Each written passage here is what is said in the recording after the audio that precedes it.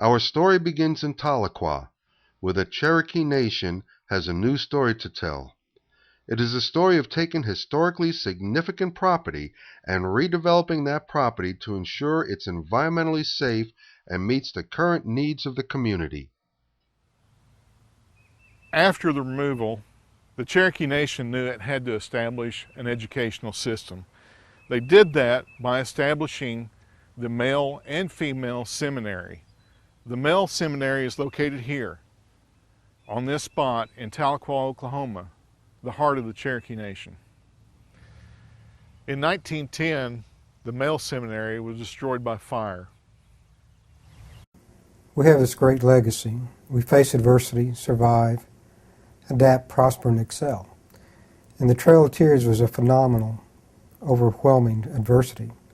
So after we faced that, we knew we survived, and then we had to learn how to adapt to a plan of excelling and prospering after that. So several of the first acts that the Cherokee Nation committed to after that Trail of Tears was to reunify ourselves in an active union, followed by our Constitution. So we looked at the scope of government, we looked at our new circumstances in Indian Territory, and we set out to create a constitutional and governmental plan to rebuild ourselves. Cherokees have always had two great passions, and those are actually memorialized in the Treaty of New Echota, and that's self-governance and education. And those were evidenced very clearly after the Trail of Tears. Our first building we built was our Supreme Court building in 1844, which was our commitment to and our memorial to self-governance. The second buildings we built were our male and female seminaries, institutions of higher education. We understood that we could not survive and go on to prosper and excel without knowing the world about us and all the skills and tools and trades that those around us had. After the collapse of the seminaries, the property was used as farmland until 1961. In 1961, this property was developed into Marcoma Bible Academy, a Christian high school. In 2005, the academy closed and the property was for sale. This gave the Cherokee Nation an opportunity to reclaim and redevelop this historical property. Well, when Marcoma closed, it was a private Christian school that was established on the male seminary site where the Cherokees built the first higher learning institution west of the Mississippi.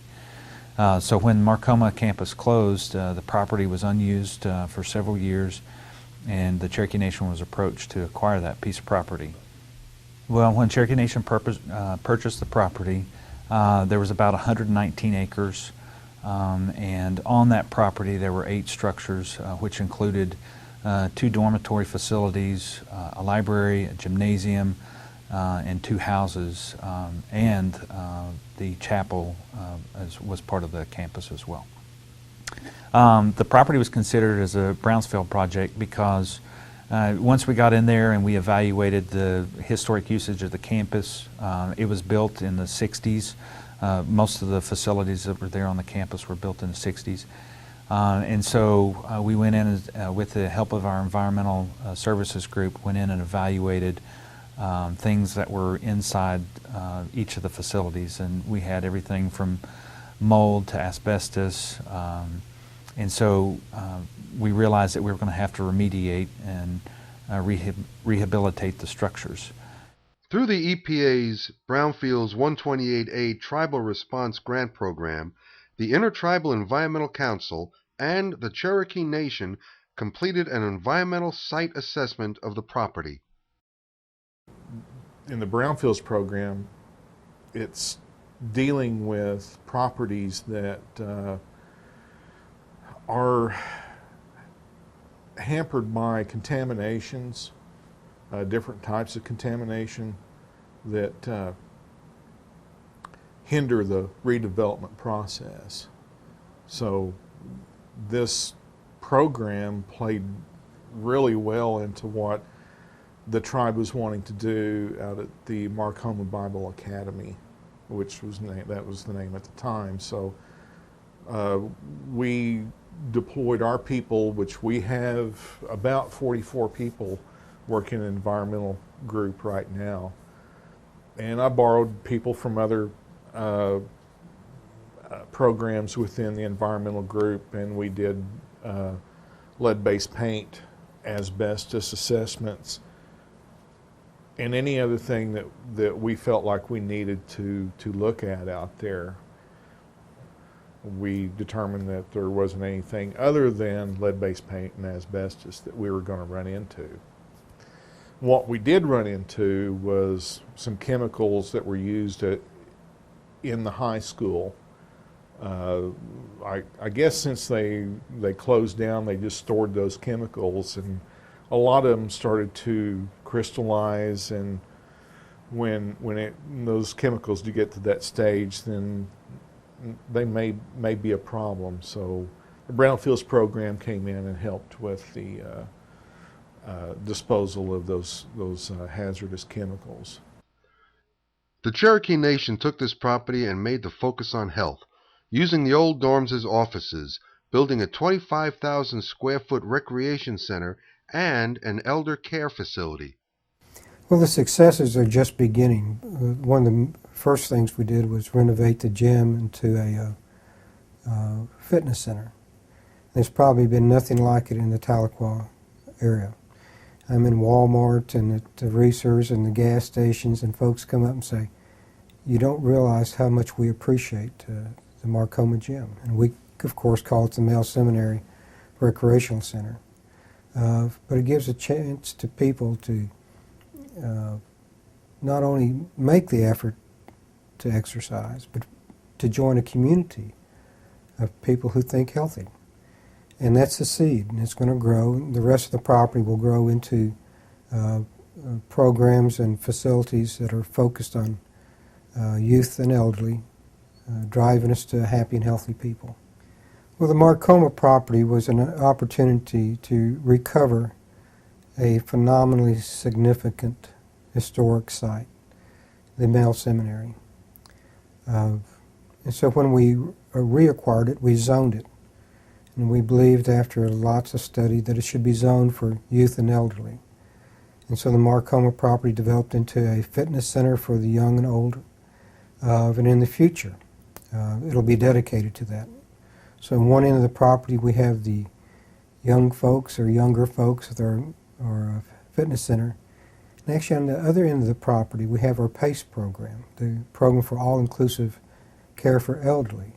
So those in their last days can enjoy a rich and full life. Our fitness center is open 7 days a week, and we offer a variety of programs. Of course, we have a lot of cardio equipment. We offer weight training. We have two different weight training facilities. One is free weights and one is machines. We also offer a number of recreational league activities such as soccer, basketball, volleyball, and they even offer stickball, cardiac dance. And actually this program has grown a lot faster than we anticipated. We have 7,600 members now. And in fact, in March, there were over 13,000 visits to the health center. The PACE program opened in December of 2007, and it was designed to provide a service to keep people from long-term care situations or nursing homes. So they provide adult daycare services. They have around 52 clients that they're open Monday through Friday to provide services that they need. They have a full-time physician providing medical care and services, physician services. They also offer occupational and physical therapy. And they have activities for them. Their facility is around 13,000 square feet, and they have around 27 staff. Yet undeveloped, but early in the planning stages, we'd love to rebuild our male seminary because it was such a great symbol and memorial to our passion to education. And we've recovered the original plans, and hopefully someday in the future we can rebuild that building to use it again for developing our people toward that happy and healthy class, and it'll become a historic monument that will inspire us every time we drive or walk by it. That it's not once there was a great Cherokee Nation, but there still is. And we're still striving to achieve that ultimate greatness, being a people that are happy and healthy. The Cherokee Nation has taken this historic piece of property, eliminated contamination, and redeveloped it into a beautiful, health-focused property. This project is an example of how working with the United States Environmental Protection Agency and utilizing the Brownfield 128A Tribal Response Grant Program builds an environment that is safe, friendly, and beneficial to the community.